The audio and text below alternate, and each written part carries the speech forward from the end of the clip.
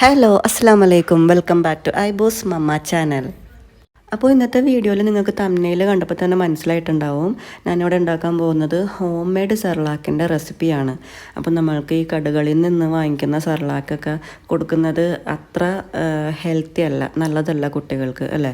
അപ്പോൾ നമുക്കിത് ഈസി ആയിട്ട് വീട്ടിൽ തന്നെ ചെയ്യാൻ പറ്റുന്ന നല്ല ഹെൽത്തി ആയിട്ടുള്ള ഹോം മെയ്ഡ് സെർലാക്കിൻ്റെ റെസിപ്പിയാണ് ഇന്ന് ഞാൻ കാണിക്കാൻ പോകുന്നത്. അപ്പോൾ അത് ഏതൊക്കെയാണ് ഐറ്റംസ് എന്നുള്ളത് ഇപ്പോൾ കാണിച്ചു തരാം.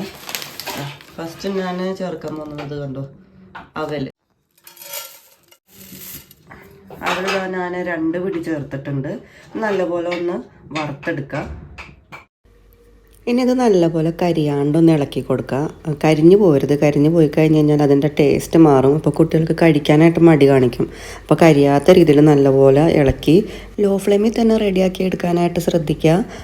പിന്നെ ഇതിലേക്ക് നമ്മൾ ഇനി നട്ട്സൊക്കെ ആഡ് ചെയ്യുന്നുണ്ട് കേട്ടോ. അപ്പോൾ ഓരോ മക്കളുടെ ഇതനുസരിച്ചിട്ട് വേണം നട്ട്സൊക്കെ ചേർക്കാൻ കേട്ടോ.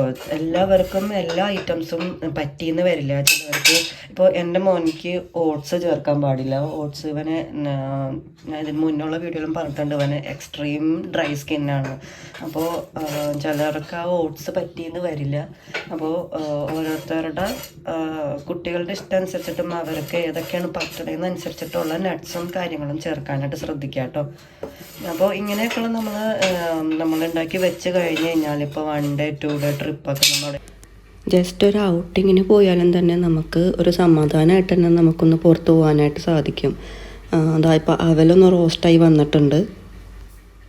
ഞാനിപ്പോൾ ഈ അവലിനെ ഞാൻ വേറൊരു പാത്രത്തിലേക്ക് മാറ്റുകയാണ്. അപ്പോൾ എല്ലാ ഐറ്റംസും കൂടി ഇതിലോട്ട് ഇടാനുള്ള ഇച്ചിരി പരപ്പുള്ളൊരു പാത്രം എൻ്റെ കയ്യിലില്ല. അപ്പോൾ ഞാൻ ഇച്ചിരി ചൂടാറിക്കഴിഞ്ഞതിന് ശേഷമാണ് ഞാൻ ഈ പാത്രത്തിലേക്ക് ഇട്ടേക്കണേ. ഇനി ഞാൻ അടുത്തത് വറുക്കാൻ പോണത് പിസ്തയും കടലയുമാണ്. അപ്പോൾ ഇത് ഓൾറെഡി റോസ്റ്റഡ് ആണ്, അതുകൊണ്ട് ഞാൻ രണ്ടും കൂടി ഒന്നിച്ചിട്ടിട്ടാണ് ഒന്നും കൂടി ഒന്ന് ജസ്റ്റ് ഒന്ന് റോസ്റ്റ് ചെയ്തെടുക്കുന്നുണ്ട്. അങ്ങനത്തെ ഇത് റോസ്റ്റായി കിട്ടിയിട്ടുണ്ട്. ഇനി ഞാൻ ഇതിനെ ആ പാത്രത്തിലേക്ക് തന്നെ ഞാൻ മാറ്റുകയാണ്. ഇത് മാറ്റിയതിന് ശേഷം ഞാൻ അതിൻ്റെ അടിയിലുള്ള പൊടികളൊക്കെ വൈപ്പ് ചെയ്ത് കളയുന്നുണ്ട് കേട്ടോ. അല്ലെങ്കിൽ വീണ്ടും അടുത്തത് വറുത്തെടുക്കുമ്പോൾ ഈ പൊടികൾ കരിഞ്ഞിട്ട് ടേസ്റ്റിന് വ്യത്യാസം വരും. അപ്പോൾ അതൊന്ന് വൈപ്പ് ചെയ്ത് കളഞ്ഞിട്ട് വേണം അടുത്ത നട്ട്സ് ഇടാൻ. ഇപ്പം ഞാൻ ഇട്ടേക്കണത് വാൽനട്ടാണ്. അപ്പോൾ അത് അങ്ങനെ വാൽനട്ട് ഇവിടെ റോസ്റ്റാക്കി ഇട്ടിട്ടുണ്ട്. ഇനി ഞാനിതിലെ പാത്രത്തിലേക്ക് മാറ്റുകയാണ്. ഇനി ഞാൻ ഈ പൊടികളൊക്കെ ഒന്ന് ടിഷ്യൂ പേപ്പർ വെച്ച് തുടച്ച് മാറ്റുന്നുണ്ട്. അതിനുശേഷം കുറച്ച് കാഷ്യൂ ആണ് ഞാൻ ഇട്ട് കൊടുക്കുന്നത്. അങ്ങനെ കാഷ്യൂം റെഡിയാക്കി മാറ്റിയിട്ടുണ്ട്. ഇനി ഞാൻ മക്കാനയാണ് ഇട്ട് കൊടുക്കുന്നത്. അപ്പം നിങ്ങളുടെ കയ്യിലുള്ള ഏതൊക്കെ നട്ട്സാണ് കയ്യിലുള്ളത് അതെടുത്താൽ മതി. ഞാനിപ്പോൾ എൻ്റെ കയ്യിൽ മക്കാന ഉള്ളത് കൊണ്ടിട്ട് ഞാനിതിൽ യൂസ് ആക്കിയതാണ്.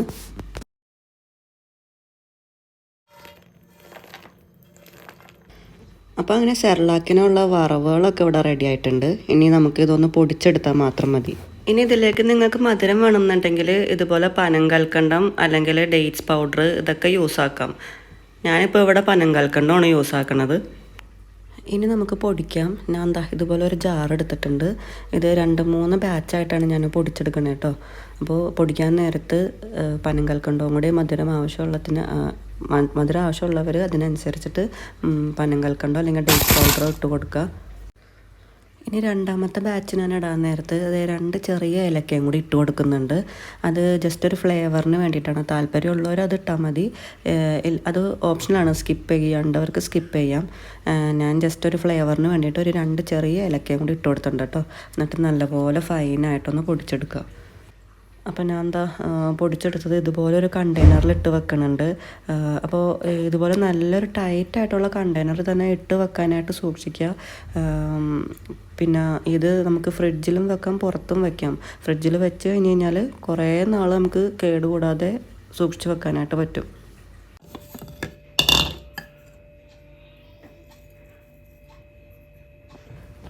അപ്പോൾ ഇതാണ് ഹോം മെയ്ഡ് സെർലാക്ക്. ഞാനത് 2-3 ബാച്ചായിട്ടാണ് കേട്ടോ അത് പൊടിച്ചെടുത്തത്. അപ്പോൾ എല്ലാവരും വീട്ടിൽ കുഞ്ഞുമക്കൾക്ക് മാത്രമല്ല നമുക്ക് എല്ലാവർക്കും കഴിക്കാൻ ഹെൽത്തി ആയിട്ടുള്ളത് തന്നെയാണ്. ജസ്റ്റ് ചൂടുവെള്ളം മാത്രം, ഒരു ലൈറ്റ് ചൂടുള്ള വെള്ളം മാത്രമേ ഇതിന് ആവശ്യമുള്ളൂ.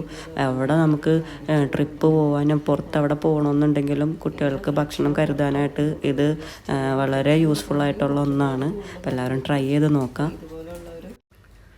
പിന്നെ ഇത് ഞാൻ ഒരു ജസ്റ്റ് ഈ പൗഡർ ഒന്നും കൂടി നമ്മൾ കുറച്ച് കൂടുതൽ നേരം അടിച്ച് കഴിഞ്ഞ് കഴിഞ്ഞാൽ ഈ നട്ട്സിൽ നിന്നുള്ള എണ്ണ ഇറങ്ങിയിട്ട് ഈ ഒരു പരുവത്തിലായി കിട്ടും. അപ്പോൾ നമുക്ക് ഇത് വെച്ചിട്ട് നമുക്ക് ലഡു ആക്കാനും വേറെ എന്തൊക്കെ ഷേപ്പിൽ നമുക്ക് പല പല ഷേപ്പിലാക്കി ഒരു ലഡു പോലെയൊക്കെ ആക്കിയെടുക്കാനായിട്ട് പറ്റും. അപ്പോൾ ഹെൽത്തി സ്നാക്സ് വേണ്ടവർക്കും ഇതുപോലെ ട്രൈ ചെയ്യാം കേട്ടോ. പൗഡർ വേണമെങ്കിൽ അങ്ങനെയും ചെയ്യാം, അല്ലെങ്കിൽ ലഡു പോലെയൊക്കെ ഉണ്ടാക്കാനാണെന്നുണ്ടെങ്കിൽ ഇങ്ങനെയും ട്രൈ ചെയ്ത് നോക്കട്ടെ. ജസ്റ്റ് കുറച്ചും കൂടി കൂടുതൽ നേരം ഒന്ന് മിക്സിയിൽ നമ്മൾ അടിക്കണം എന്ന് മാത്രമേ ഉള്ളൂ.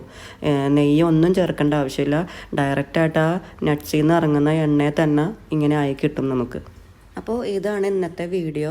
ഒരു ഹെൽത്തി ആയിട്ടുള്ള സ്നാക്കും ഹോം മെയ്ഡ് സെർലാക്ക് പൗഡറും ഉണ്ടാക്കണം എങ്ങനെയെന്നാണ് ഞാൻ ഈ വീഡിയോയിൽ കാണിച്ചിരിക്കുന്നത്. അപ്പോൾ എല്ലാവരും ഇതൊന്ന് ട്രൈ ആക്കി നോക്കാം കേട്ടോ.